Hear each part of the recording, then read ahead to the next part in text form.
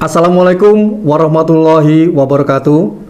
Perkenalkan, nama saya Kapten CPL Bambang Ragil Winarto, Esos MM. Saya salah satu dosen di program studi Teknik Rekayasa Keamanan Siber Politeknik Angkatan Darat. Izinkan saya untuk menyampaikan pernyataan diri dosen untuk unjuk kerja Tri Dharma Perguruan Tinggi di bidang pengajaran. Mata kuliah yang saya ampu di semester 1 adalah mata kuliah Pendidikan Pancasila dengan bobot 2 SKS. Untuk sistem perkuliahan yang diterapkan di Politeknik Angkatan Darat terdiri dari atas 14 kali pertemuan tatap muka, 1 kali UTS, dan 1 kali UAS, serta 1 kali ujian ulang apabila ada bintara mahasiswa yang mendapatkan nilai di bawah passing grade, yaitu C+ atau kurang dari 65. Untuk selanjutnya kita akan melanjutkan pertemuan di kelas dengan CPNK 6, yaitu pengertian filsafat Pancasila dalam negara. Selamat menyaksikan. Ya, ketua kelas laporan.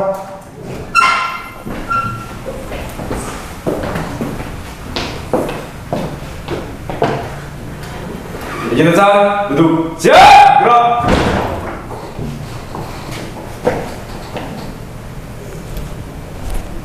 Lapor LK Sista 33, jumlah 21, lengkap. Selanjutnya siap menerima pelajaran.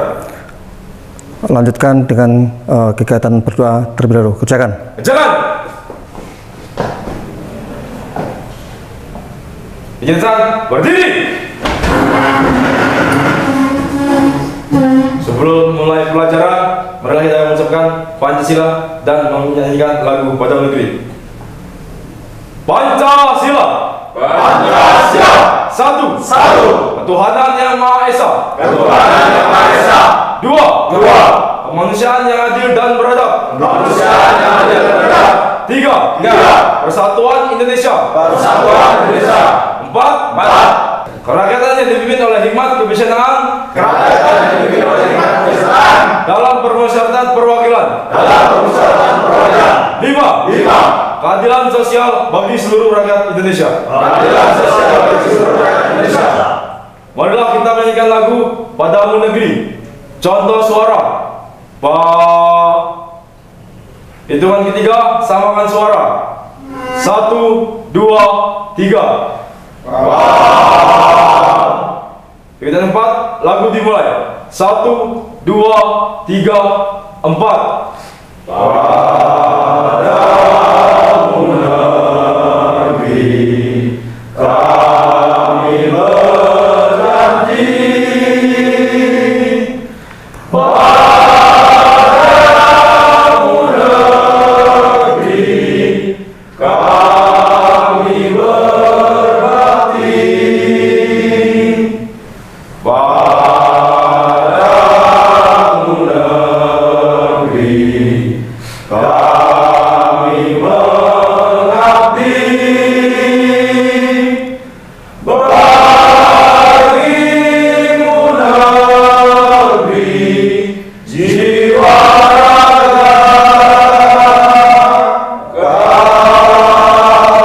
kami. Selesai. Sebelum mengawali kegiatan belajar hari ini, berdoa mulai.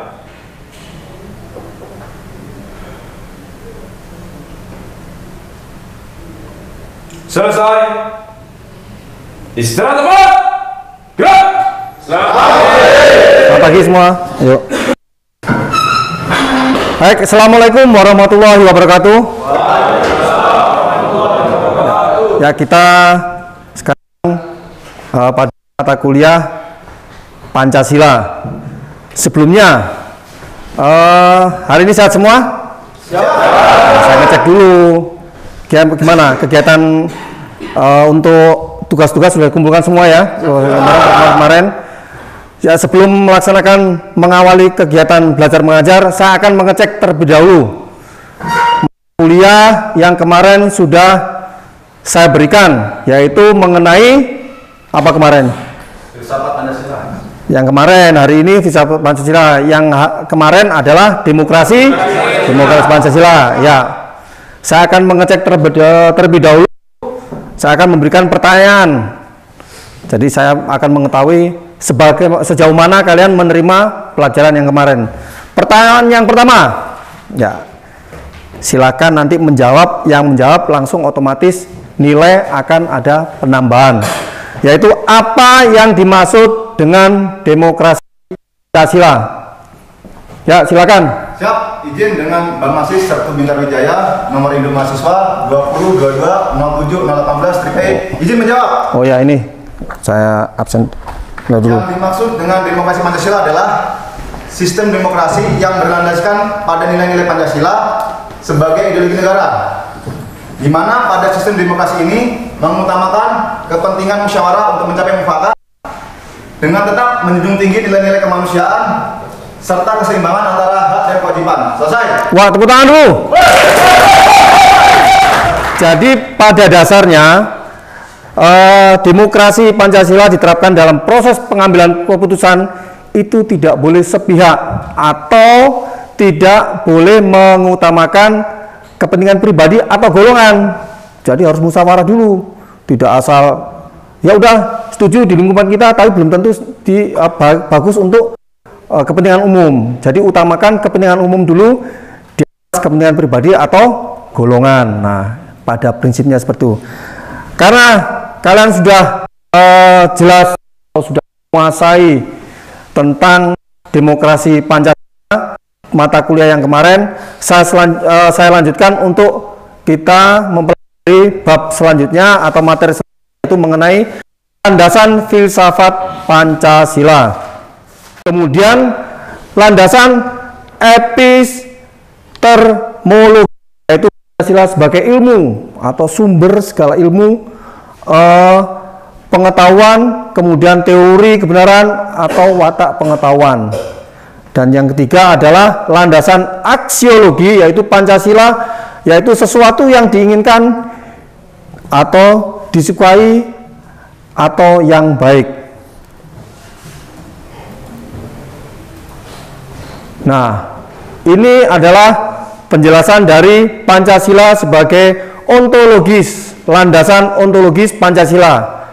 Secara ontologis, penyelidikan Pancasila sebagai filsafat dimaksud sebagai upaya untuk mengetahui hakikat dasar dari sila-sila Pancasila. Pancasila terdiri atas 5 sila, di mana setiap sila bukanlah merupakan asas yang berdiri sendiri-sendiri, melainkan memiliki satu kesatuan dasar ontologis. Kemudian dasar ontologis Pancasila pada akhirnya adalah manusia itu sendiri atau kita sebagai pelaku, kita yang mengamalkan, kita yang melaksanakan, manusia itu yang melakukan kegiatan sehari-hari, yaitu berdasarkan dengan Pancasila itu. Baik kita berhubungan dengan sesama manusia, baik kita berhubungan dengan lingkungan sekitarnya, itu kita harus berlandaskan dengan Pancasila. Ya, saya lanjutkan kembali.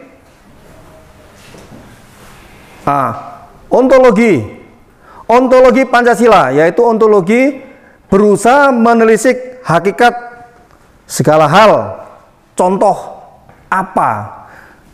Nah, kata apa ini ditolak ontologi adalah manusia. Who am I? Siapa saya? Manusia dilihat dari susunan kodratnya, yaitu manusia ada 2, raga dan jiwa. Raga adalah kita ini, tubuh kita. Kemudian jiwa ini memuat ada akal, rasa, dan kehendak atau moral. Yang membedakan kita dengan makhluk lain adalah akal. Manusia punya akal, hewan tidak punya akal. Nah, itu yang membedakan kita. Kastanya lebih tinggi kita dengan makhluk yang lain. Jadi yang dasarnya kita itu adalah sila pertama berada di puncak atau piramida yang sebagai pondasi alas piramida ini. Kemudian sila pertama juga itu mencakup atau melandasi mencakup sila-sila di atasnya, yaitu ada sila 2, sila 3, sila 4, dan sila kelima. Susunan bila bersifat hierarkis Pancasila piramid di mana sila pertama menjiwai 4 sila yang berikutnya. Ini jelas ini. Jadi bahwa dasarnya kita ya udah makhluk berketuhanan dulu. Kita sebagai manusia kalau misalkan kita tidak berketuhanan berarti haram hukumnya untuk hidup di Indonesia. Nggak bisa, karena Indonesia ini wajib manusia ini berketuhanan. Kalau misalkan tidak berketuhanan dilarang hidup di Indonesia. Makanya paham-paham yang selain paham-paham selain yang tidak mendasari ada berdasarkan ketuhanan yang Maha Esa tidak boleh mereka berada di Indonesia. Oleh Pancasila sebagai sistem pengetahuan atau memiliki susunan bersifat formal logis baik dalam susunan sila dari setiap sila. Aksiologi ilmu yang menyelidiki tentang hakikat nilai. Nah, aksiologi adalah ilmu yang menyelidiki tentang hakikat nilai. Di mana landasan aksiologi Pancasila ini yaitu sila-sila Pancasila sebagai suatu sistem filsafat memiliki suatu kesatuan aksiologis. Nah, ini aksiologis yang dalam Pancasila pada hakikatnya juga merupakan kesatuan. Aksiologi Pancasila mengandung arti bahwa kita membahas tentang filsafat nilai Pancasila. Istilah aksiologi berasal dari kata Yunani aksios yang artinya nilai, manfaat, dan logos artinya pikiran, ilmu, atau teori.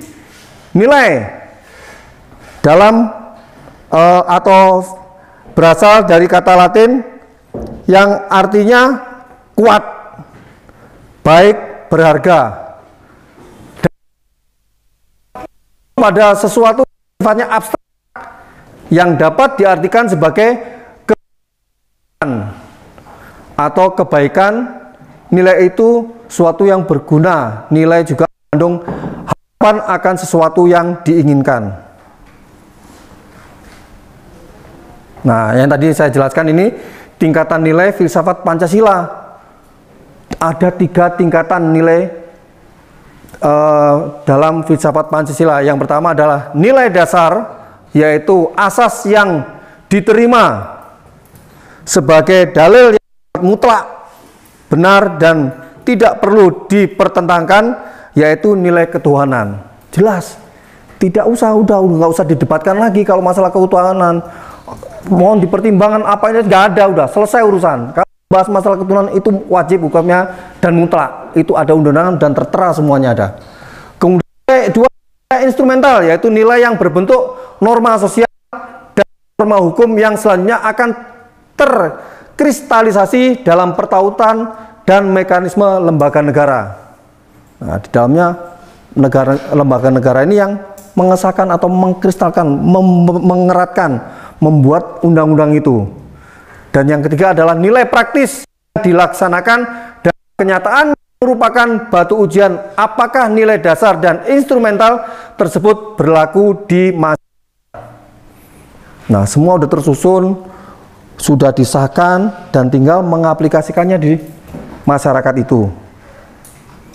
Nah, cabang-cabang filsafat lain banyak sekali, ada filsafat politik, kemudian filsafat agama, filsafat pendidikan, kemudian filsafat pemerintahan, filsafat ilmu, kemudian filsafat hukum, ada filsafat ekonomi, sejarah, sosial, matematika, bahasa, dan lain-lain.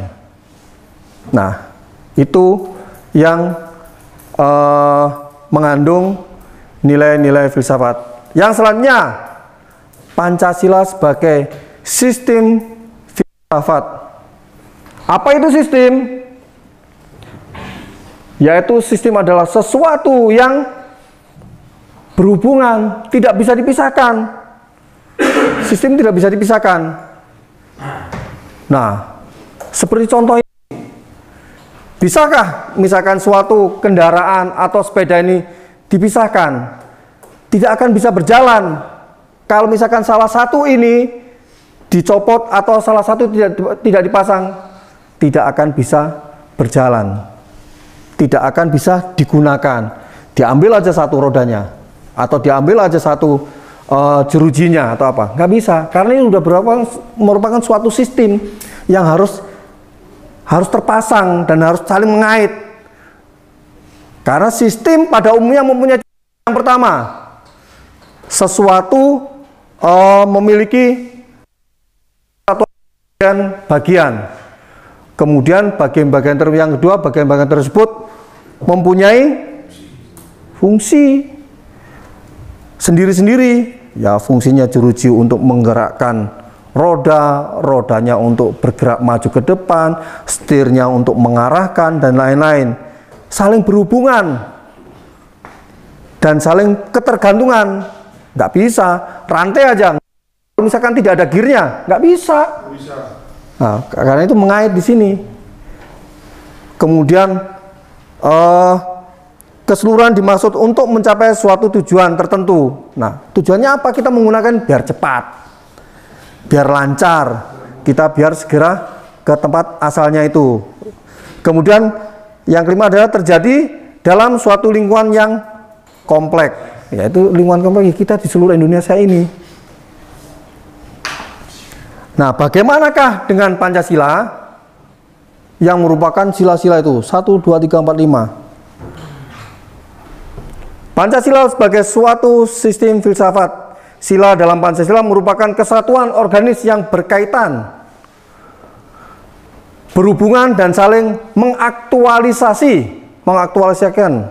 Nah, pemikiran dasar yang terkandung dalam Pancasila yaitu pemikiran tentang manusia yang berhubungan dengan Tuhan, dengan diri sendiri, dengan sesama, dengan masyarakat, bangsa, yang nilai itu dimiliki oleh bangsa Indonesia.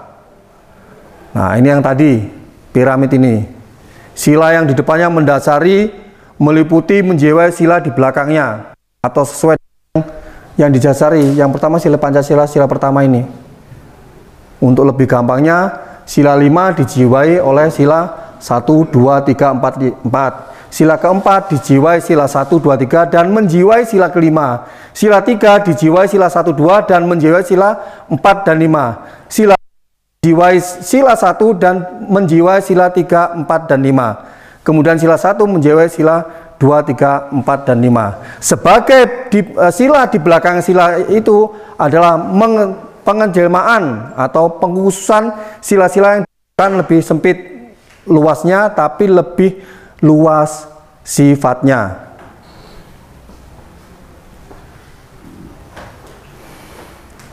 Inti sila yaitu yang pertama adalah Tuhan sebagai kuasa yang prima, penguasa semuanya.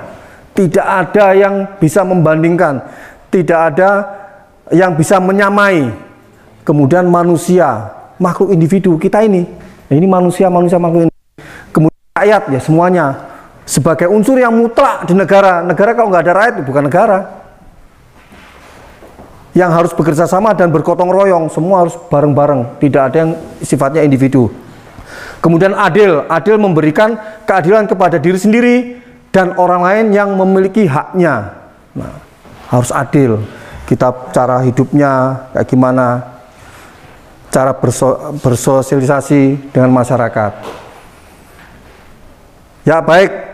Dari yang saya jelaskan tadi, ada yang ditanyakan?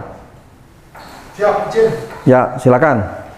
Bapak Asis Sersan Kepala Johan Indra Prima Satya, nomor induk mahasiswa 2022-07-01-E, izin bertanya. Ya, silakan. Bagus nih pertanyaannya. Apa yang dimaksud dengan filsafat Pancasila? Nah, nih, pertanyaan yang sangat-sangat bagus dan sangat-sangat mendasar nih. Apa yang dimaksud dengan filsafat Pancasila? Kira-kira sebelum saya menjawab dari yang saya jelaskan tadi, ada yang bisa menjawab? Filsafat Pancasila, ada yang bisa menjawab? Silakan. Masih Srifan Tahir. Menjawab yang pertama, apa yang dimaksud dengan filsafat Pancasila? Filsafat Pancasila adalah kajian mendalam tentang nilai-nilai dasar yang terkandung dalam Pancasila sebagai dasar negara dan pandangan hidup bangsa Indonesia. Filsafat Pancasila berfungsi sebagai landasan pemikiran untuk memahami nilai Pancasila dalam kehidupan bangsa dan bernegara. Ya, cukup. Ya, bagus, tepuk tangan. Ya. Tadi udah jelas disebutkan bahwa filsafat Pancasila adalah kajian mendalam tentang nilai-nilai dasar yang terkandung dalam Pancasila. Jadi semua itu ya udah, sebab kita bekerja atau kita bersama bersosialisasi di masyarakat ya harus berdasarkan atau yang mendasari semua adalah Pancasila. Jelas ini ya, Mas Sis? Ya. Ya, selanjutnya ada yang bertanya lagi? Silakan. Dengan Section 1 Dinas Pelajar Maulana nomor induk mahasiswa 2022070115 izin bertanya. Ya, silakan. Izin dari penjelasan dari dosen, izin saya bertanya untuk bagaimana hubungan antara filsafat Pancasila dengan ideologi negara? Bagaimana hubungan antara filsafat Pancasila dengan ideologi negara? Ada yang bisa menjawab? Siap. Ya, silakan. Siap. Mohon izin dosen, Bapak Masis, Section 1 Rizal Pratama, NIM 2022-07013 strip E, izin menjawab. Silakan. Jadi filsafat Pancasila menjadi landasan pemikiran yang melandasi ideologi Pancasila sebagai ideologi negara, yang dimana ideologi Pancasila mengacu pada penerapan nilai-nilai Pancasila dalam kebijakan dan kehidupan masyarakat, sementara filsafatnya berfokus pada pemahaman mendalam dan kajian teoritis tentang nilai-nilai tersebut. Demikian, terima kasih. Wah, tepuk tangan, bagus sekali. Filsafat Pancasila menjadi landasan pemikiran yang melandasi ideologi Pancasila sebagai ideologi negara. Nah, itu udah dijelaskan sama rekan kalian. Ada yang bertanya lagi? Silakan. Izin, Masis Section 1 Vandayaka, nomor induk mahasiswa 20220704 strip E, izin bertanya. Izin sebutkan dan jelaskan sila pertama dari Pancasila dalam konteks filsafatnya. Ada yang bisa menjawab? Siap. Silakan. Izin. Ya. Saudara mahasiswa, Yudhistira, Pangkat Staf Kepala nomor induk mahasiswa 2022-0702 strip E, izin menjawab. Silakan. Jadi di sini konteks filsafatnya adalah sila pertama Pancasila adalah ketuhanan yang Maha Esa. Dalam konteks filsafat, sila ini mengandung makna bahwa negara Indonesia mengakui dan menghormati adanya Tuhan yang Maha Esa. Dan semua aktivitas negara serta kehidupan masyarakat harus didasarkan dengan pada nilai-nilai ketuhanan dan moralitas yang bersumber dari keyakinan kepada Tuhan yang Maha Esa. Demikian, izin. Wah, tepuk tangan, bagus sekali. Baik, saya persingkat saja. Sekarang gantian, gantian saya yang bertanya. Jadi kalian tadi udah menanyakan, sekarang saya cukup 2 pertanyaan aja. Ini sekaligus siapa tahu nanti bisa saya keluarkan pada saat ujian. Jelaskan makna sila keempat Pancasila dalam konteks filsafat politik. Silakan. Izin, Masis satu topik. Nomor induk mahasiswa 2022-07012 strip E, izin menjawab, Ustaz. Ya, silakan. Sila keempat Pancasila ialah praktek yang dipimpin oleh Himap Senaan dalam Pemusatan Perwakilan, yang mengandung makna bahwa sistem politik Indonesia harus didasarkan pada prinsip demokrasi yang mengutamakan musyawarah dan mufakat. Filsafat politik Pancasila menekankan pentingnya keputusan politik yang bijaksana, adil, dan mempertimbangkan kepentingan seluruh rakyat. Cukup? Selesai. Oh ya, tepuk tangan. Bagus sekali. Kalian sudah bisa menyerap mengenai penjelasan tentang sila keempat dalam konteks filsafat politik. Nah, itu nanti diingat-ingat. Itu kalau kalian nggak memperhatikan jawaban temanmu, ya nanti kalian nggak bisa jawab saat ujian. Selanjutnya saya akan bertanya yang kedua, apa peran filsafat Pancasila dalam pendidikan karakter di Indonesia? Silakan. Dengan bintara mahasiswa Sesar 1 Sukamdhani nomor induk mahasiswa 202207 strip E. Jin menjawab. Ya, silakan.